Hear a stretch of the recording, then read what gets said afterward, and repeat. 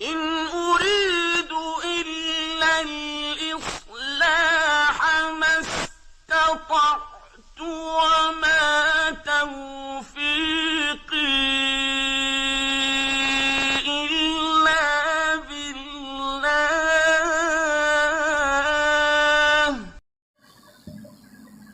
उसी पुरहिकमत किताब में से सूरतुल अनआम की आया मुबारका 152 का कुछ हिस्सा बातर्जुमा तिलावत किया है। गुज़श्ता खुतबा जुमातुल मुबारक में सूरतुल अनआम की आया मुबारका 151 का तर्जुमा और तशरीह हमने मुकम्मल समाअत फरमाई है। यतीम, उसका माल, उसकी जायदाद, उसका रुपया पैसा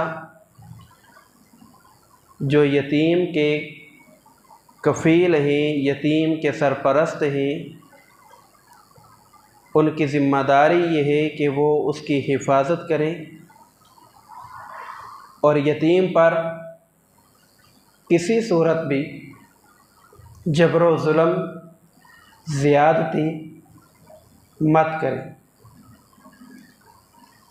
रसूलुल्लाह सल्लल्लाहु अलैहि वसल्लम ने यतीमों के हवाले से बहुत से अहकामात बड़ी वजाहत के साथ उम्मत को बयान फरमा दिए हैं। लोग बड़े जालिम होते हैं, जुल्म व जबर की दास्तानें और जो जुल्म व जबर हमारे मुआशरे में हमें देखने को मिलता, लेकिन सबसे बड़ा जालिम वो इंसान है जो किसी मासूम बच्चे जिसके सर से वालिदैन का साया उठ जाए उसका हक गस्ब कर ले। यतीम बड़ा मज़लूम होता है। 2-4 दिन का मासूम बच्चा, 2-4 साल का मासूम बच्चा, उसके वरासा उसकी जायदाद देखकर, उसके वालिद की फैक्ट्रियां, कारखाने और दौलत देखकर वो बच्चा जो अपने बाप के बलबूते पर, जो अपने बाप की वजह से, वो बच्चा जिसे अपने बाप का बड़ा सहारा है, वो सीना तान के चलता है, लेकिन जैसे ही उसका वालिद इस दुनिया से चला गया, वरासा ने जुल्म की हद कर दी, उस यतीम बच्चे का माल छीन लिया। उस यतीम बच्चे को जो घर में अपने वालिदैन की मौजूदगी में शहजादों की तरह रहा करता था, आज उसकी हालत मुलाजिमों से भी अबतर हो चुकी है। रसूलुल्लाह सल्लल्लाहु अलैहि वसल्लम ने अपनी उम्मत को यतीमों के हवाले से आगाही देते हुए फरमाया, आना व काफिलुल यतीम फिल जन्ना हाकज़ा। ऐ मेरे सहाबा, वो बच्चा जिसके वालिदैन इस दुनिया से चले जाएं, जिसके सर से बाप का शफ़क़त वाला साया उठ जाए, उस बच्चे की किफ़ालत करने वाला और मैं कल क़यामत के दिन अल्लाह की जन्नत में इस तरह होंगे जैसे ये 2 उंगलियां आपस में मिली हुई हैं। और अल्लाह के पैगम्बर अलैहिस्सलातु वस्सलाम पर अल्लाह ने कुरान नाजिल किया। अल्लाह फरमाते हैं, अराअयतल्लज़ी युकज़्ज़िबु बिद्दीन, क्या तुमने उस शख्स को नहीं देखा जो क़यामत के दिन का इनकार कर रहा है। अराअयतल्लज़ी युकज़्ज़िबु बिद्दीन, जो दीन का इनकार कर रहा है, जो इस्लाम का इनकार कर रहा है, जो क़यामत के दिन का इनकार कर रहा है। फ़ज़ालिकल्लज़ी यदुउल यतीम, आखिरत के दिन का इनकार करने वाला, उसकी पहली अलामत और निशानी ये है कि उसके दरवाज़े पर उसके घर में एक यतीम बच्चा परवरिश पाता है या उसके दरवाजे पर कोई यतीम साइल बन के आ जाता है या दो वो धक्के दे के घर से निकाल देता है।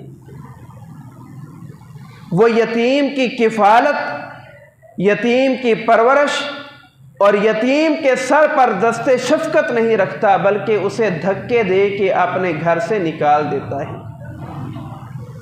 अल्लाह फरमाते हैं वद्दुहा वल्लैलि इज़ा सजा मा वद्दअका रब्बुका वमा क़ला वलल आखिरतु खैरुल लक मिनल ऊला वलसौफ़ युअतीका रब्बुका फतरदा अलम यजिदका यतीमन फ़आवा। प्यारे पैगंबर अलैहिस्सलातु वस्सलाम, एक वक्त ऐसा था जब आपकी विलादत ना हुई थी, चंद माह पहले आपके सर से, आपकी विलादत से पहले बाप का साया उठ गया। अभी थोड़ी सी उम्र गुजरी थी कि आपकी वालिदा भी आपको दागे मुराफकत दे गई, आपकी वालिदा भी आपको दागे मुफारकत दे गई।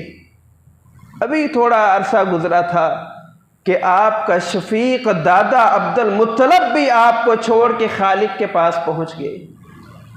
अलम यजिदका यतीमन फ़आवा।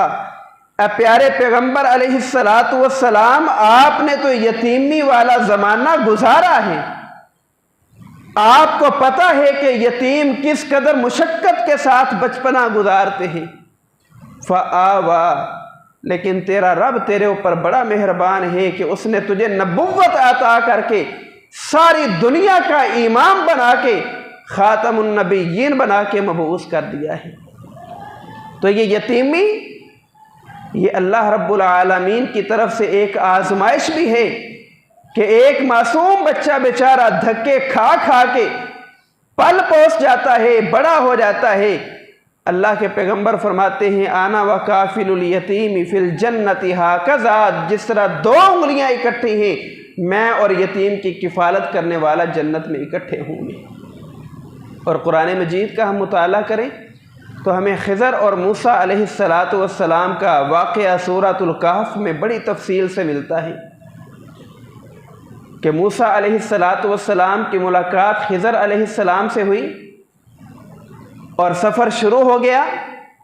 चलते चलते मूसा अलैहिस्सलातु वस्सलाम ने देखा कि खिज़र ने किश्ती में सुराख कर दिया है। आगे पहुँचे, एक बच्चे को कत्ल कर दिया। आगे पहुँचे, बस्ती वालों से कहा मुसाफिर हैं, खाना खिला दो। उन्होंने इनकार कर दिया। गुजर रहे हैं तो उस बस्ती, उस गांव, उस इलाके के एक घर की दीवार गिरी है, वो खड़ी कर दी है। मूसा अलैहिस्सलाम पूछते हैं कि इन्होंने हमें खाना भी नहीं दिया, आपने इनकी दीवार भी सीधी कर दी। जिस किश्ती पे बैठ के आए हैं उसमें सुराख भी कर दिया, आपने एक छोटे से बच्चे को कत्ल भी कर दिया। वजह और सबब क्या है? वजूहात बयान करते हैं। और दीवार खड़ी करने की वजह क्या बयान करते हैं? कहते हैं ए मूसा अलैहिस्सलातु वस्सलाम, ये जो दीवार गिरी है, इस दीवार के नीचे सोने, चांदी, हीरे, जवाहरात के बड़े खजाने और ढेर मौजूद हैं। इस दीवार के नीचे दो यतीम बच्चों का खजाना मौजूद है। वकाना अबूहुमा सालिहा, इनके वालिदैन नेक थे, इस दुनिया से जा चुके हैं। मैंने दीवार इसलिए तामीर की है कि ये बच्चे जवान होंगे, तब दीवार गिरेगी, ये अपना खजाना हासिल कर लेंगे। तो कुरान मजीद ने हमें जिस बात की तरफ आगाही दी है वो ये दी है कि यतीम बच्चा वो किसी दौर में भी हो, वो मूसा और खिज़र का दौर ही क्यों ना हो, अल्लाह ताला ने यतीम के सर पर दस्ते शफकत रखने का हुक्म दिया। और हज़रत खिज़र अलैहिस्सलातु वस्सलाम ने दीवार तामीर करके उम्मत को क़यामत तक के लिए दरस दे दिया कि यतीम के माल की हिफाजत करना, यतीम की अच्छी परवरिश करना, यतीम की ज़रूरियात पूरी करना और यतीम को अपने बच्चों जैसा समझना, ये तुम्हारे लिए बहुत अच्छा है अगर तुम्हें इससे आगाही हासिल हो जाए। यतीम का माल खाना हराम है। ये वही उन्वान है जो सूरतुल अनाम की आया मुबारक 151 से चलता आ रहा है। कुल तालौ उतलु मा हर्रम रब्बुकुम अलैकुम अल्ला तुशरिकू बिही शैआ व बिल वालिदैनि इहसाना। ये वही मजमून चलता सूरह अनाम की 152 में अल्लाह ने फरमाया कि वला ताकुलू अमवालल यतीम, लोगो यतीमों का माल न खाओ, यतीमों का माल तुम्हारे लिए खाना हराम है। यतीमों का माल अपने माल में मिलाकर जुल्म और ज़्यादती करते हुए, उनका हिस्सा दबाकर, उनके कारोबार पे कब्जा जमा के कि ये कारोबार तो इसके वालिद ने बनाया था, मर गया, खप गया, अब इसकी क्या ज़रूरत है, ये तो अभी बच्चा है, बड़ा होगा तो देखा जाएगा। अल्लाह कहते हैं नहीं, ऐसा ना करो। तुम ऐसा करोगे तो तुम जुल्म के मुर्तकिब हो जाओगे, तुम हराम काम के मुर्तकिब हो जाओगे। कुरान मजीद ने हमें यतीमों के साथ हुस्न सलूक करने का हुक्म दिया है। सूरह बनी, सूरतुल बकरा में अल्लाह ताला ने बनी इसराइल से वादे लिए हैं। कौन से वादे लिए? या बनी इसराइल, ए बनी इसराइल, हम तो इससे वादे ले रहे हैं। व इज़ अखज़ना मीसाक बनी इसराइल अल्ला तअबुदून इल्लल्लाह व बिल वालिदैनि इहसाना व ज़िल क़ुरबा वल यतामा वल मसाकीन। बनी इसराइल, तुमसे हम पुख्ता वादा ले रहे हैं कि अल्लाह की इबादत करनी है, अल्लाह के साथ किसी को शरीक नहीं बनाना, वालिदैन के साथ हुस्न सलूक करना है, रिश्तेदारों के हुकूक भी तुम्हारे ऊपर हमने आयद कर दिए हैं, रिश्तेदारों के हुकूक भी पूरे करने हैं। वल यतामा, यतीमों के साथ भी हुस्न सलूक करना है। कुरान मजीद का दूसरा मुकाम है, अल्लाह फरमाते हैं लैसल बिर्र, नेकी इस चीज़ का नाम नहीं, अन तुवल्लू वुजूहकुम क़िबलल मशरिक़ वल मग़रिब, कि तुम नमाज के लिए अपना किबला तब्दील कर लो। पहले तुम मस्जिद अक्सा की तरफ मुँह करके नमाज पढ़ते थे, अब तुम बैतुल्लाह की तरफ मुँह करके नमाज पढ़ते हो। सिर्फ इस अमल का नाम नेकी नहीं है। लैसल बिर्र, नेकी इस चीज़ का नाम नहीं कि अन तुवल्लू वुजूहकुम क़िबलल मशरिक़ वल मग़रिब वलाकिन्नल बिर्र मन आमन बिल्लाहि वल यौमिल आखिर वल मलाइकति वल किताबि वन नबिय्यीन व आतल माल अला हुब्बिही। अल्लाह कहते हैं नेकी इस चीज़ का नाम है कि तुम अल्लाह वहदहु ला शरीक, उसकी इबादत करो। क़यामत के दिन फरिश्तों पर और किताबों पर, नबियों पर ईमान ले आओ और अपना माल तुम लोगों में तकसीम कर दो। व आतल माल अला हुब्बिही, मालो दौलत, कारोबार इंसान को बड़ा अजीज़ होता है। इंसान अपने कारोबार में नुकसान बर्दाश्त नहीं करता। वो ये नहीं चाहता कि उसे कारोबार में एक पैसे का भी नुकसान हो। अल्लाह कहते हैं व आतल माल अला हुब्बिही, ये माल तुझे बड़ा अजीज है, ये माल तुझे बड़ा पसंद है। इस माल की मोहब्बत अपनी जगह पे बजा है, लेकिन अमल ये तेरे लिए बेहतर होगा कि माल से मोहब्बत करता है, उस मोहब्बत की वजह से तू माल अल्लाह के रास्ते में खर्च कर। और किन लोगों का देना है? ज़विल क़ुरबा, अपना माल जो तुझे महबूब है वो अपने गरीब रिश्तेदारों में बांट, सदकात व खैरात अपने रिश्तेदारों में तकसीम कर। और साथ ही अल्लाह ने फरमाया वल यतामा, वो माल जो तुझे बड़ा अजीज़ है वो माल यतीमों के लिए भी खर्च कर, वो माल यतीमों में भी तकसीम कर, रिश्तेदारों को भी दे और यतीमों को भी दे।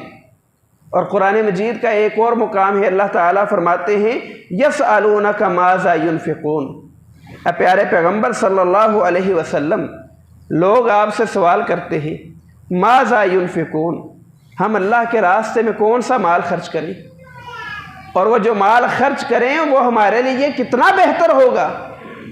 अल्लाह फरमाते हैं इसका जवाब ये है कुल मा अनफ़क़्तुम मिन खैर, तुम्हारा सबसे अच्छा माल जो तुम अल्लाह के रास्ते में खर्च कर रहे हो वो ये वाला है फलिल वालिदैन, जो तुम अपने माँ बाप पर खर्च कर रहे हो। अपने माँ बाप की ज़रूरियात पूरी करना यह हमारी ज़िम्मेदारी और हमारा फ़र्ज़ है। और हम इस बात से पहले आगाही हासिल कर चुके हैं कि अल्लाह के पैगंबर अलैहिस्सलातु वस्सलाम ने फरमाया, अल्लाह को राज़ी करना है तो अपने माँ बाप को राज़ी कर लो। अगर अल्लाह राज़ी करना है अपने माँ बाप को खुश कर लो। माँ बाप राज़ी हैं तो अल्लाह भी राज़ी है। माँ बाप नाराज़ हैं, जितनी मर्जी इबादतें कर लो, अल्लाह भी नाराज़ हो चुका है। तो ये माल जो हम लोगों में बाहर तकसीम कर रहे हैं, ये माल जो हम लोगों में खर्च कर रहे हैं, सदकात व खैरात के नाम पर, ज़कात की अदायगी के नाम पर, वो ज़रूर खर्च कीजिए, लेकिन सबसे पहला मसरफ जो अल्लाह ने मुझे और आपको दौलत दी है, जो अल्लाह ने हमें कारोबार अता किया है, अल्लाह फरमाते हैं वो मालो दौलत तुम्हारे लिए उस वक्त सबसे बेहतरीन दौलत बन जाएगी। फलिल वालिदैन, जो दौलत तुम अपने माँ बाप के लिए खर्च कर रहे हो, अपने वालिदैन के ऊपर जो खर्च कर रहे हो, वो दौलत तुम्हारी सबसे आला दौलत है। और साथ ही अल्लाह ने फरमाया वल अक़रबीन, वो दौलत तुम्हारे लिए बेहतरीन दौलत है जो तुम अपने रिश्तेदारों में खर्च करते हो। वल यतामा, और वो दौलत भी तुम्हारे लिए अजीम तरीन दौलत है, खैर व भलाई वाली दौलत है, बेहतरीन दौलत है, जो दौलत तुम अपने यतीम बच्चों, यतीम रिश्तेदारों में खर्च कर देते हो। हमारे मोहल्ले में कितने यतीम होंगे, हमारे रिश्तेदारों में कितने यतीम होंगे कि हमारा उनके साथ इम्तियाजी सलूक कैसा है कि ईद पे, खुशी के मौका पे हम अपनी औलाद के लिए क्या क्या नहीं लेते, अपनी औलाद के नाज़ो नखरे कैसे नहीं बर्दाश्त करते, अपनी औलाद की नेमतें किस तरह ज़रूरतें पूरी नहीं करते। लेकिन साथ ही घर है, भाई फौत हो चुका है, यतीम बच्चे हैं, उनका सहारा बनने के लिए तैयार नहीं। वो बेचारे ईद के दिन भी अपने चचा और अपने रिश्तेदारों के घरों की तरफ नजरें उठा के देखते हैं कि आज ईद का दिन है, शायद को हमें ईदी देने के लिए आ जाए, आज खुशी का दिन है, शायद हमारी ज़रूरत पूरी करने के लिए हमारा कोई अजीज़ आगे आ जाए। लेकिन हम अपने अजीज़ आगे नहीं रखते, अपने यतीम बच्चों को, यतीम रिश्तेदारों को मुकद्दम नहीं रखते। बाहर दौलत के ख़जाने हैं, बाहर ख़जानों का मुंह खोल दिया है, लेकिन घरों में यतीम बच्चे हैं, उनकी किफ़ालत की जिम्मेदारी लेने के लिए तैयार नहीं है। अल्लाह कहते हैं तुम्हारी दौलत उस वक्त सबसे बेहतरीन दौलत बनेगी जब तुम अपनी दौलत का मुंह, अपने ख़जानों का मुंह यतीमों के लिए खोल दोगे। यहाँ पे यतीमों के ऊपर खर्च करना तो दूर की बात है, यतीमों का जो माल है, जो वरासत है, वो हड़प करने के लिए मंसूबे बनाए जाते हैं और नस्लें गुजर जाती हैं अदालतों के धक्के खाते हुए। यतीम का माल हड़प कर लिया है, देने के लिए तैयार नहीं। अल्लाह के पैगंबर सल्लल्लाहु अलैहि वसल्लम ने फरमाया जो एक बालिश्त ज़मीन पर कब्ज़ा जमा लेता है, अल्लाह ताला क़यामत के दिन 7 ज़मीनों का तोक बनाकर गले में डाल देगा और क़यामत के दिन ज़लील और रुसवा कर देगा। एक बालिश्त ज़मीन पर कब्ज़ा जमाने वाले का ये अंजाम है। और जो एक यतीम की सारी प्रॉपर्टी पे कब्ज़ा जमा ले, जो एक यतीम के सारी दौलत पे कब्ज़ा जमा ले, बताएं उसका क्या अंजाम होगा। कुरान मजीद ने उसका अंजाम भी बयान किया। सूरतुन निसा के इब्तदाई रुकू में अल्लाह ताला ने यतीम जो अमीर है, ऐसा यतीम बच्चा जिसके वरसा, जिसका वालिद दौलत छोड़ के गया है, जायदाद छोड़ के गया है, अल्लाह ताला ने उसके अहकाम बयान किए। अल्लाह ने फरमाया जो उसका वली है उसकी ज़िम्मेदारी बनती है कि वो ईमानतदारी के साथ यतीम की किफ़ालत करे, अमानतदारी के साथ उसके पैसे को कारोबार में लगा दे, अमानतदारी के साथ यतीम के मामलात को निभाए।